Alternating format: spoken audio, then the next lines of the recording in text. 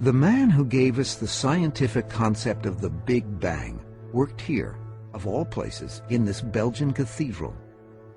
Father George Lemaître, born in 1894, may be the most important physicist you've likely never heard of. Lemaître was responsible for the idea that the universe not only is expanding, but that the universe has expanded from a dense state. He called it the primeval atom. Now we call it the Big Bang, but it was his idea. The seed for the idea came from Albert Einstein and his theory of general relativity in the early 20th century. But Einstein himself did not like it.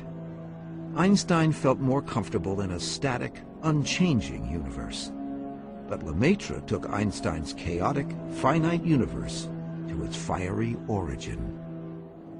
If Einstein had had the courage of his convictions, in some sense, he would have recognized that this static universe he believed in was not compatible with the theory that he'd come up with. In general relativity, Einstein proposed that mass warps space and time to create gravity. But if gravity is always pulling in, then what keeps everything from ultimately drawing together into one massive object? Einstein believed there must be another equal counterforce pushing out in opposition to gravity, keeping the eternal universe in perfect balance. So what Einstein did was he tweaked his own equations with what is called the cosmological constant. But Einstein was wrong. There was no yin to gravity's yang.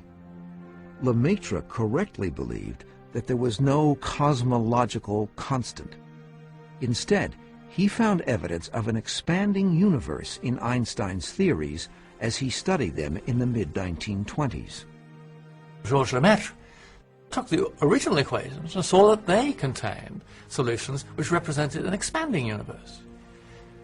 And of course, not too long after that, Edwin Hubble comes along and by his observation shows that the universe actually is expanding. But what was behind this expansion that overcame the push of gravity? Lemaître proposed something absolutely radical. If the universe is expanding, then in the past it was smaller. Ultimately, in the distant past, it was infinitely small, a primeval atom or cosmic egg. Perhaps there was this cosmic explosion that set the universe into motion. So he would go to various conferences and tap people on the shoulder, and people would smile at him and, basically humor the man. But few people took Father Lemaître's cosmic egg very seriously. Nobody really paid attention to Lemaître for a very long time because he conceded, saying, this is just sort of somewhat wild stuff.